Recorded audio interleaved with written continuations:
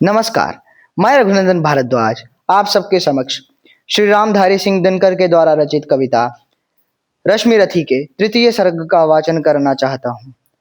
हालांकि मैं इस पूरे सर्ग का वाचन तो नहीं कर सकता क्योंकि ये बहुत लंबा है, परंतु इसका जो प्रमुख भाग है उसका वाचन मैं आज आपके समक्ष करने वाला हूँ।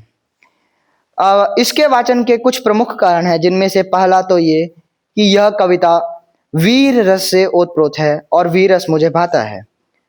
और दूसरा कारण यह है कि यह कविता प्रासंगिक है। और तीसरा कारण यह है कि यह कविता जो है, इसके माध्यम से मैं आपको कविता वाचन के कुछ नियमों का अध्ययन करवाना चाहता हूँ। जैसे कविता में किन किन बातों का ध्यान रखना चाहिए। सर्वप्रथम तो आपको उच्चारण का ध्यान रखना है। दूसरा जो आपको करना है वह यह कि कविता में खो जाना है, कविता में मंत्र मुक्त हो जाना है। तो आइए मैं आप सबको एक उदाहरण से समझाता हूँ।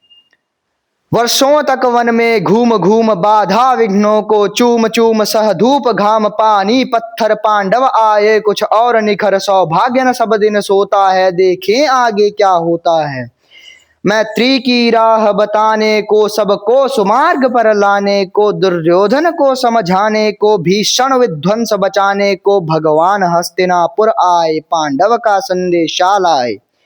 दो न्याय अगर तो आधा दो, दो न्याय अगर तो आधा दो, पर इसमें भी यदि बाधा हो तो दे दो केवल 5 ग्राम रखो अपनी धरती तमाम हम वहीं खुशी से खाएंगे। परिजन पर असीन उठाएंगे दुर्योधन वह भी दे न सका आशीष समाज की ले न सका उल्टे हरि को बांधने चला जो था असाध्य साधने चला। जब नाश मनुज पर छाता है पहले विवेक मर जाता है। हरि ने भीषण हुंकार किया अपना स्वरूप विस्तार किया डगमग डगमग दिग्गज डोले भगवान कुपित होकर बोले जंजीर बढ़ाकर साध मुझे हाँ हाँ दुर्योधन बांध मुझे। यह देख गगन मुझ में लय है यह देख पवन मुझ में लय है मुझ में विलीन झंकार सकल मुझ में लय है संसार सकल। अमरत्व फूलता है मुझ में संहार झूलता है मुझ में उदयाचल मेरा दीप्त भाल भूमंडल वक्षस्थल विशाल।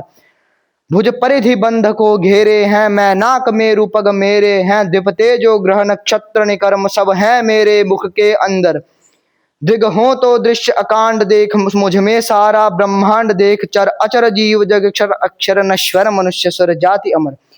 शतकोटि सूर्य शतकोटि चंद्र शतकोटि सरित सर सिंधु मंद्र शतकोटि विष्णु ब्रह्मा महेश शतकोटि जिष्णु जलपति धनेश शतकोटि रुद्र शतकोटि काल शतकोटि दंडधर लोकपाल जंजीर बढ़ाकर साध इन्हें हाँ हाँ दुर्योधन बांध इन्हें।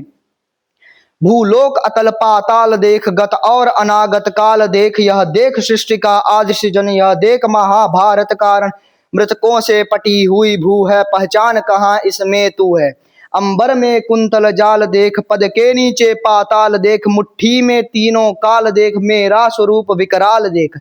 सब जन्म मुझी से पाते हैं फिर लौट मुझी में आते हैं जिह्वा से कढ़ती ज्वाल सघन सांसों में पाता जन्म पवन।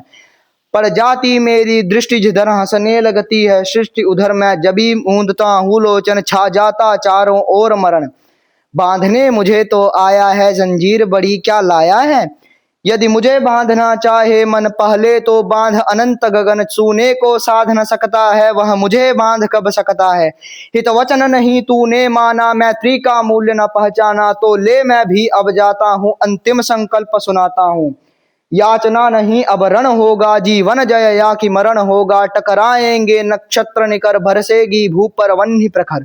फण शेष नाग का डोलेगा विकराल काल मुंह खोलेगा दुर्योधन रण ऐसा होगा फिर कभी नहीं जैसा होगा। भाई पर भाई टूटेंगे विषबाण बूंद से छूटेंगे वायुष श्रृगाल सुख लूटेंगे सौभाग्य मनुज के फूटेंगे। आखिर तू भूषाई होगा हिंसा का परदाई होगा थी सभा सन्न सब लोग डरे चुप थे या थे बेहोश पड़े केवल 2 नर न अघाते थे धृतराष्ट्र विदुर सुख पाते थे कर जोड़ खड़े प्रमुदित निर्भय दोनों पुकारते थे जय जय। धन्यवाद।